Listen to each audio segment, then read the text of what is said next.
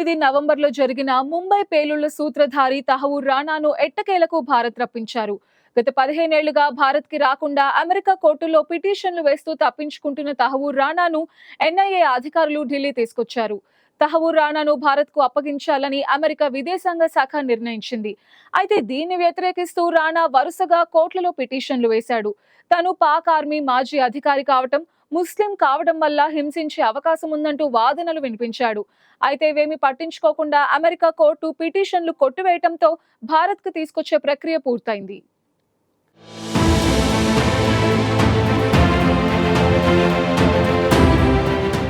ముంబై పేలుళ్ల సూత్రధారి తహ్వూర్ రానాను ఎన్ఐఏ సక్సెస్ఫుల్గా భారత్కు తీసుకువచ్చింది. తనను భారత్కు అప్పగించవద్దంటూ తహ్వూర్ రానా అమెరికా కోర్టులో చేసిన అన్ని ప్రయత్నాలు విఫలమయ్యాయి.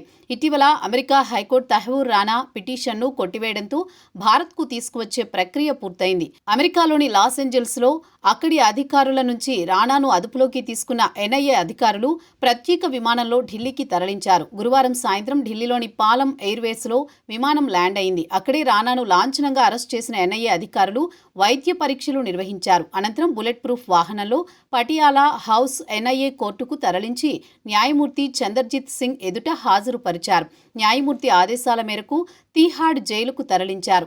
ఈ సందర్భంగా రానాను తరలించే మార్గాల్లో కోర్టు పరిసరాల్లో అత్యంత కట్టుదిట్టమైన భద్రతా ఏర్పాట్లు చేశారు.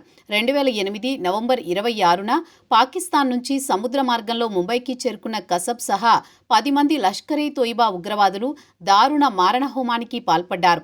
166 మంది ప్రాణాలను బలిగొన్న ఆ ఉగ్ర దాడికి పాల్పడిన వారిలో కసబ్ ఒక్కడు మాత్రమే ప్రాణాలతో పట్టుబడ్డాడు.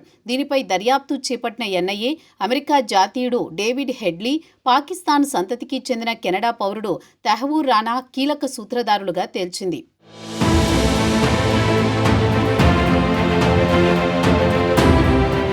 పాకిస్తాన్కు చెందిన తహవూర్ రానా ఆ దేశ సైన్యంలో వైద్యుడిగా పనిచేశాడు. అప్పుడే పాక్ నిఘా సంస్థ ఐఎస్ఐతో సంబంధాలు ఏర్పడ్డాయి.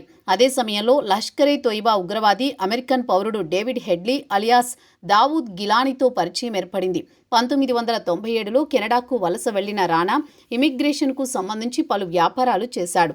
2001లో కెనడా పౌరసత్వం పొందిన రానా ఆ తర్వాత అమెరికాలోని చికాగోకు చేరుకుని ఇమిగ్రేషన్ ఏజెన్సీలో ఏర్పాటు చేశాడు. లష్కర్ ఇ తోయిబా సంస్థ ఉగ్రదాడులు, ఉగ్రవాదులు వివిధ దేశాలకు ప్రయాణించేందుకు ఈ సంస్థను అడ్డుపెట్టుకున్నారన్న విషయం బయటపడింది. ఈ క్రమంలోనే భారత్లో భారీ దాడులకు రానా, హెడ్లీ ప్లాన్ వేశారు. రానా సాయంతో హెడ్లీ ముంబైలో ఫస్ట్ వరల్డ్ ఇమిగ్రేషన్ సర్వీసెస్ పేరిట ఏజెన్సీని ఏర్పాటు చేశాడు. లష్కర్ ఇ తోయిబా, ఐఎస్ఐల సూచనల మేరకు ముంబైలో Taj hotel, Oberoi hotel, Nariman point వద్ద రెక్కీ చేసి మ్యాపులు రూపొందించాడు. అమెరికా మీదుగా పాక్ వెళ్లి వివరాలన్నీ లష్కర్ ఇ తోయిబా, ఐఎస్ఐ బాసులకు అందజేసి ఉగ్రదాడులకు రూపకల్పన చేశారు. ఈ క్రమంలో రానా, హెడ్లీ 231 సార్లు మాట్లాడుకున్నట్లు ఎన్ఐఏ గుర్తించింది. మరోవైపు రానా కూడా దాడులకు ముందు సెప్టెంబర్ 13 నుంచి 21 వరకు వైద్యురాలైన తన భార్యతో కలిసి భారత్లో పర్యటించాడు. తాజ్మహల్ వద్ద, ముంబైలో, కేరళలోని కోచిలో రెక్కీ చేసి వెళ్లాడు. తర్వాత 5 రోజులకి ముంబైలో ఉగ్రదాడి జరిగింది.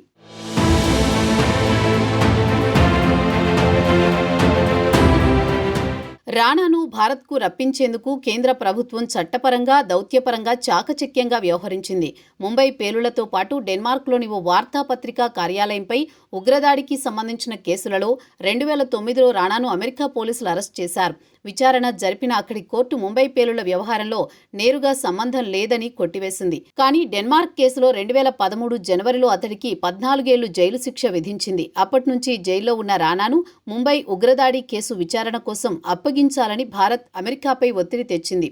దీనిపై అమెరికా కోర్టులో పిటిషన్లు వేసి పోరాడింది. ఈ ఏడాది ఫిబ్రవరిలో రానా అప్పగింతకు అమెరికా విదేశాంగ శాఖ అనుమతి ఇచ్చింది. అప్పగింత నిర్ణయానికి వ్యతిరేకంగా రానా అమెరికన్ కోర్టులో వరుసగా పిటిషన్లు వేశాడు. పలుమార్లు గుండెపోటు వచ్చిందని, తీవ్రమైన కిడ్నీల వ్యాధి ఉందని, తాను పాక్ ఆర్మీ మాజీ అధికారి కావడం, ముస్లిం కావడం వల్ల హింసించే అవకాశం ఉందని అతని తరపు న్యాయవాదులు వాదించారు. భారత్కు అప్పగిస్తే తన ప్రాణాలకే ప్రమాదమని పేర్కొన్నారు. ముంబై పేలుళ్ల కేసులో అమెరికా కోర్టు తనను అప్పటికే విచారించిందని, అదే కేసులో భారత్కు అప్పగించడం డబుల్ జియో పార్టీ చట్టాన్ని ఉల్లంఘించడమేనని వాదించారు. అయితే ముంబై మారణహోమానికి అతను సూత్రధారి అని విచారించాల్సి ఉందని భారత న్యాయ నిపుణులు వాదించారు. ఈ కేసులో డబుల్ జియో పార్టీ వర్తించదని అమెరికా కోర్టులకు వివరించి ఒప్పించారు. రాణా భద్రతకు, న్యాయపరమైన హక్కుల కల్పనకు హామీ ఇస్తున్నట్లు వివరించారు. మరోవైపు దౌత్యపరంగానూ అమెరికాపై ఒత్తిడి తెచ్చి రాణా అప్పగింతకు అంగీకరించేలా చేయడంలో భారత్ సఫలమైందని నిపుణులు చెబుతున్నారు.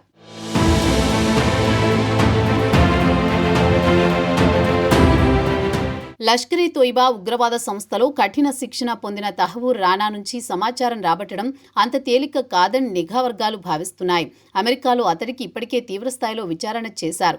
ఎలా తప్పుదోవ పట్టించాలో అతడికి తెలుసు. ఎన్ఐఏ అధికారులతో పాటు నిఘా ఏజెంట్లు, నేర ప్రవర్తన, ఉగ్రవాద నిరోధక అంశాలపై ప్రత్యేక శిక్షణ పొందిన సైకాలజిస్టులతో కూడిన బృందం రాణాను విచారించనున్నట్లు తెలుస్తోంది. ఢిల్లీలోని ఎన్ఐఏ ప్రధాన కార్యాలయంలో ఉన్న ప్రత్యేకమైన సెల్లో రాణాను విచారిస్తారని నిఘా వర్గాలు తెలిపాయి. NIA DG Sadanand Date, IG Ashish Batra, DIG Jayaroy సహా 12 మంది అధికారులకు మాత్రమే అందులోకి ప్రవేశించే అనుమతి ఉంటుందని వెల్లడించారు. ఉగ్రవాది రాణా విషయంలో పాకిస్తాన్ తమకు సంబంధం లేదని చెప్తోంది.